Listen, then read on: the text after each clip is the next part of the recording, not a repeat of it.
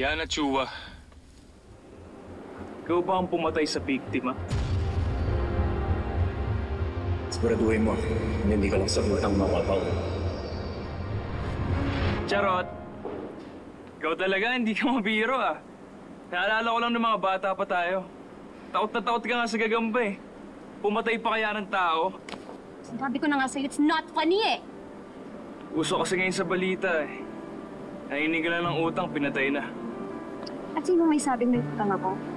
For your information, bayad na ako kay Zach. Wala na akong utang sa kanya. Pati nga resibo. Excuse me? Privity of contract. Ano? Privity of contract states that only the parties directly involved have the rights and obligations under its terms, including the responsibility to disclose the fulfillment of those obligations. O ano, i-translate ko sa yung Tagalog. Ha? Naintindihan mo? Ano? In short, wag kang sawsawero. Ano? Ano? Naintindihan mo? O hindi mo naintindihan? Sabi mo? Ano? Papatol ka sa babae? Gusto mong pumatol ako?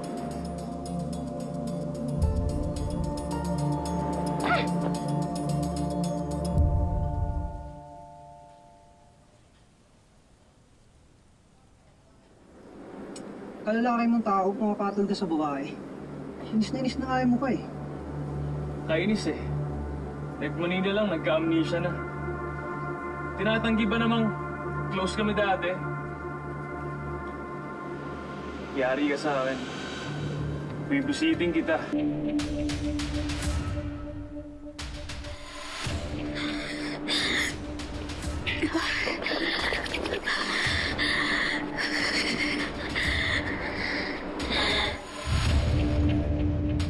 Ngayon, pag nakita ni Coach to, edi natuwa na naman siya sa akin. Tapos, pag natuwa siya sa akin, bibigyan niya ako ng laban. Eman! Coach! Eman! Yes po! Yes, Coach. Pagawa mo nga to. Nasira yung screen eh. Sige. Coach, ano na po pala? Syempre, nilinis ko na rin po yung incense holder nyo. Pansin ko kasi, maalikabok na. Tsaka puno na rin po ng abo. Pinatan ko na ho ng buhangin. Wala akong pake.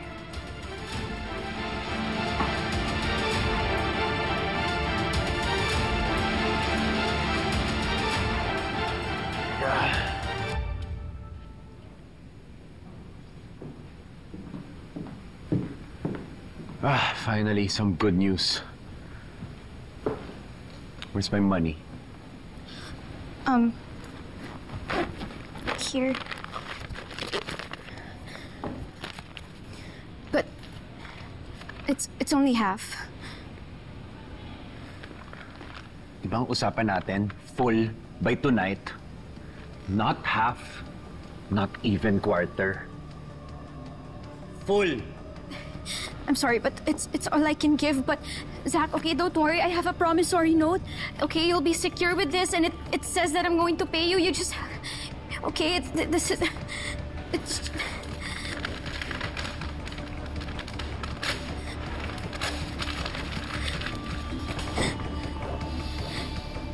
That means nothing to me.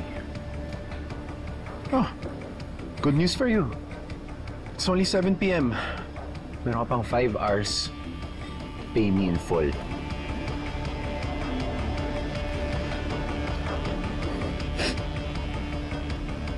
Kasi alam mo na kung ano mangyayari sa'yo.